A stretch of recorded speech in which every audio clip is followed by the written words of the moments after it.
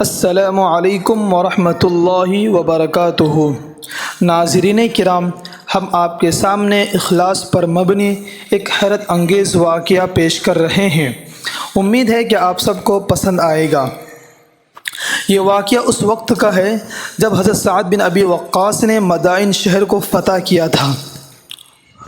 چنانچہ واقعہ یوں ہے کہ حضرت سعد بن ابی وقاص نے جب مدائن کو فتح کیا تو کچھ دنوں کے بعد ایک عام مجاہد ان کے پاس آیا۔ اس نے کوئی چیز کپڑے میں لپیٹی ہوئی تھی۔ اس نے وہ چیز نکالی اور کہنے لگا، اے امیر الجیش، میں آپ کی خدمت میں یہ امانت دینے کے لیے آیا ہوں۔ جب حضرت نے اس کو کھولا تو وہ مدائن کے بادشاہ کا تاج تھا۔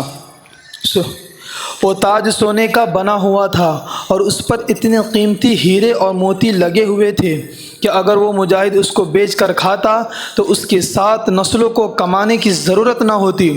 جو بادشاہ اس جنگ میں قتل ہوا تھا، اس کے سر سے وہ تاج کہیں گرا تھا، وہ مٹی میں پڑا تھا، اس مجاہد کو مل گیا۔ کسی کو پتہ نہیں تھا کہ وہ تاج اس کے پاس ہے۔ اس نے بھی اس کو چھپا کر رکھا۔ جب ہر چیز سیٹل ہو گئی تو اس نے لا کر سعد بن ابی وقاص کو پیش کر دیا۔ حضرت سعد نے اس کے اخلاص پر حیران ہوئے کہ کسی کو اس کے تاج کے بارے میں پتہ بھی نہیں تھا۔ یہ غریب سا بندہ ہے، یہ اسے اپنے پاس رکھ بھی سکتا تھا۔ لہٰذا انہوں نے اس کے اخلاص پر حیرانی کا اظہار کیا اور اس سے پوچھا، اے مجاہد، تیرا نام کیا ہے؟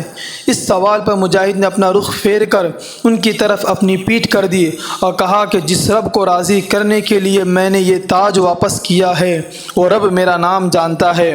یہ کہہ کر وہ ان کے دربار سے باہر چلا گیا۔ سبحان اللہ۔